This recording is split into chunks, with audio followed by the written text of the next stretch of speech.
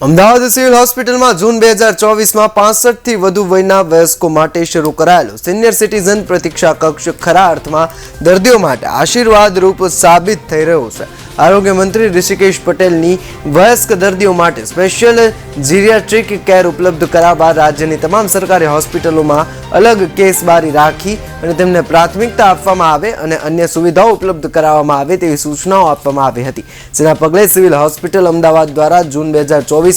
એક નવીનતમ પહેલ કરી સિનિયર સિટીઝન પ્રતીક્ષા કક્ષની સેવાઓ વયસ્ક દર્દીઓને તકલીફોને ધ્યાને રાખી તેમને તમામ સેવાઓમાં પ્રાથમિકતા મળે તેવા ઉમદા હેતુથી શરૂ કરવામાં આવી છે। આ સિનિયર સિટીઝન કક્ષના વૃદ્ધ દર્દીઓને આરામથી બેસવાની તેમજ તેમના અલાયદા કેસ રજિસ્ટ્રેશન ડેસ્કની, પીવાના પાણીની તેમજ ટોયલેટની સાથે જે તે વિભાગના ડોક્ટરોને બતાવવા જવા માટે વ્હીલચેર તેમજ ટ્રોલીની સાથે એક અલગ અટેન્ડન્ટ મોકલાવવામાં તેમને સારવાર તેમજ તપાસમાં પ્રાથમિકતા આપવામાં આવે તે પ્રમાણે વ્યવસ્થા સિવિલ હોસ્પિટલ દ્વારા કરવામાં આવી છે। વયસ્કોની હર હંમેશ ચિંતા કરતા આપણા રાજ્યના મુખ્યમંત્રી શ્રી ભૂપેન્દ્રભાઈ પટેલ અને આરોગ્ય મંત્રી શ્રી ઋષિકેશ પટેલ સાહેબના માર્ગદર્શન હેઠળ સિવિલ હોસ્પિટલમાં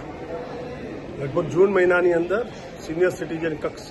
ચાલુ કરવામાં આવ્યો અને આપ સૌને જણાવતા મને ખૂબ આનંદ થાય છે કે 6 મહિનાના પીરિયડમાં 10,000થી વધારે સિનિયર સિટીઝને એ કક્ષનો લાભ લીધો છે।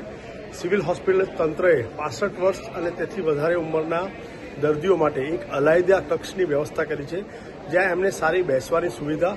ત્યાં જ રજિસ્ટ્રેશન કાઉન્ટર અને એ સાથે જ એમની સાથે એક એટેન્ડન્ટ અને ટોયલેટ અને વોશરૂમ અને સ્વચ્છ પાણીની વ્યવસ્થા કરવામાં આવી છે, જેના થકી 10,000થી વધારે સિનિયર સિટીઝનો એનો લાભ લીધો છે। અને જોઈશું તો લગભગ 300થી વધારે લોકોએ જે 80 વર્ષથી વધારે ઉંમરના લોકો છે એને એનો લાભ લીધો છે। અને મને કહેતા ખૂબ આનંદ થાય છે કે ઘણી બધી વખત એમના તરફની જે પ્રતિક્રિયા હોય છે એ ખૂબ જ ઇમોશન સાથે એ લોકો કહેતા હોય છે કે અમે ક્યારેય વિચાર્યું નહોતું કે સિવિલ હોસ્પિટલ જેવી સરકારી વ્યવસ્થામાં આવી એક અલાયદી વ્યવસ્થા સિનિયર સિટીઝનો માટે કરવામાં આવશે